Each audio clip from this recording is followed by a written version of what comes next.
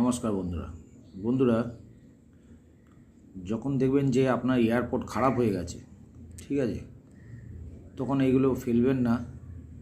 এয়ারপডের ঠিক দেখবেন নিচে এইরকম ব্যাটারি চার্জিংয়ে দুটো লাইন থাকে, পোর্শনটা, এই পোর্শনটা যখন এমনি করে এই জায়গাটা চাপ দেবেন, দিতে দেখবেন হালকা করে চাপ দিতে এই পোর্শনটা আপনার খুলে যাবে।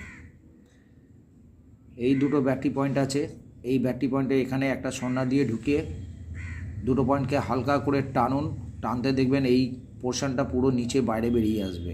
আপনার যখন এইটা বাইরে বেরিয়ে আসবে, আপনি তখন এই যে দেখবেন লাইনটা আছে, এই লাইনটা হালকা কিছু জিনিস দিয়ে এমনি করে চাপ দিয়ে প্রেসার দিয়ে এটাকে যখন এখান থেকে টানবেন, এটা খুলে বেরিয়ে যাবে।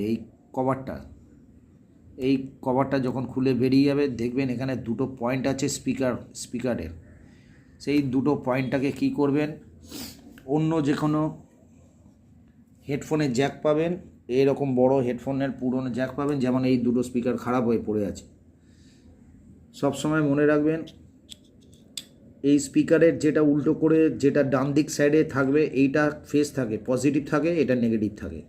আর নয়তো মাল্টিমিটার ইউজ করে এইখানে একটা নেগেটিভের লাইন আর এখানে একটা নেগেটিভের লাইন, দুটো লাইনটাকে টাচ করতে যখন দেখবেন শো করছে, কারণ দুটোই কমন থাকে, শো করছে, তখনই বুঝতে পারবেন যে হ্যাঁ এইটাই নেগেটিভ পয়েন্ট আছে। কারণ এরও পয়েন্ট থেকে আপনি এই পয়েন্ট পর্যন্ত টাচ করলে এই দুটো পয়েন্ট মিলবে, তখনই বুঝবেন যে এটা নেগেটিভ লাইন আছে। আর দুটো ফেস থাকে, যেটা দুটো পজিটিভ থাকে, পজিটিভ ডান দিকে জুড়ে দেবেন। তো এই ডান দিকে তার যে দুটো থাকবে সিঙ্গেল এই একটার দেখবেন, এরও দেখবেন আপনি ফেস পাবেন, নেগেটিভও পাবেন। এর নেগেটিভ আর পজিটিভ লাইনটা বুঝে পজিটিভে জুড়ে দেবেন, আর নেগেটিভ জুড়ে এই জায়গাটা থেকে এই সরু তারটা এমনি যেমন গিট দেওয়া আছে, এই পোর্শনের মধ্যে গিট দিয়ে আপনি বার করে দিন। তারটাকে লম্বা বার করে দিয়ে আপনার কি হয়ে গেল, এইটা একটা হেডফোনের কাজে আসবে। আপনার হেডফোনে একটা মিনি হেডফোনে সেট হয়ে যাবে। এটা বড় ছিল, ড্যামেজড আছে, স্পিকার খারাপ হয়ে গেছে।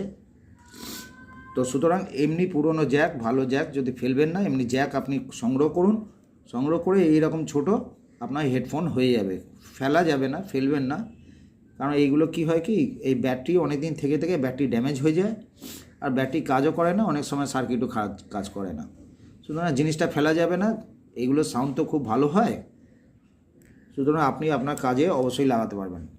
কিন্তু খেয়াল রাখবেন যে এই যে জ্যাকটা যেটা আছে, এই জ্যাকটা এই যে 2 পিনের জ্যাক আছে, তো এটা আপনার মাইকের কাজে আসবে না। কিন্তু একটা জিনিস শিওর যে এটা আপনার হেডফোনের কাজে চলে আসবে। মাইকের জন্য 3টে পিন দরকার।